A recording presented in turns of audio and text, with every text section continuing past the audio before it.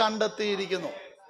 ഇന്ന് പകൽ ഓർത്തേ, ലോകത്തിൽ ഒരു മനുഷ്യനും നിന്നെ കണ്ടിട്ടില്ലെങ്കിലും, ലോകത്തിലൊരു സാഹചര്യങ്ങൾ നിന്നെ കണ്ടിട്ടില്ലെങ്കിലും, എന്റെ ദൈവം നിന്നെ കണ്ടിട്ടുണ്ടെങ്കിൽ, ആരും നിന്നെ മനസ്സിലാക്കിയില്ലെങ്കിലും എന്റെ ദൈവം നിന്നെ കണ്ടിട്ടുണ്ടെന്ന് ഇന്ന് പകൽ ആത്മാവിൽ ഉറച്ചോണം. കരങ്ങളെ ഉയർത്തി ദൈവത്തെ സ്തുതിച്ചേ. ഇവിടെ ഇരിക്കുന്ന ഓരോ ദൈവമക്കളോടും ദൈവാത്മാവ് പറയുക, ഞാൻ നിന്നെ കണ്ടിട്ടുണ്ട്.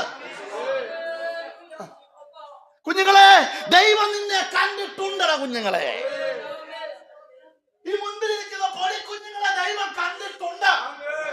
പുറകിലിരിക്കുന്ന മാതാപിതാക്കളെ ദൈവം നിങ്ങളെ കണ്ടിട്ടുണ്ട്. ഈ ശുശ്രൂഷിക്കുന്ന എന്നെ എന്റെ ദൈവം കണ്ടിട്ടുണ്ട്. ആ ഉറപ്പ് പ്രാപിച്ചു വേണം ഇവിടുന്ന് കടന്നു പോകാൻ. എന്നെ അവിടെ നിർത്തി, പരിശുദ്ധാത്മാവിനെ അവിടെ കൊണ്ടു നിർത്തി. എന്നെ ദൈവദാസൻ പറഞ്ഞതുപോലെ എന്നെ കണ്ടെത്തിയത് കൊണ്ടാണ് ഞാനിവിടെ നിൽക്കുന്നത്. ഇവിടെ ഇരിക്കുന്നവരുടെ അത്രയൊന്നും, ആരുടെ അത്രയും വിദ്യാഭ്യാസമോ സാഹചര്യങ്ങളോ സമ്മർദ്ദങ്ങളോ ഒന്നും എനിക്കില്ല. പക്ഷെ ഒരു കാര്യം ഞാൻ പറയാം, ദൈവം നിന്നെ കണ്ടെത്തിയെന്ന് നിനക്ക് ഉറപ്പുണ്ടെങ്കിൽ നിന്നെ എത്തിക്കേണ്ടിടത്ത് എത്തിപ്പാൻ ദൈവം വിശ്വസ്തൻ. ബെത്ലഹേമ്യനായ ഇശായുടെ വീട്ടിലേക്ക് തൈലക്കൊമ്പിൽ തൈലം നിറച്ചുകൊണ്ടൊരു പ്രവാചകൻ പോവുകയാണ്.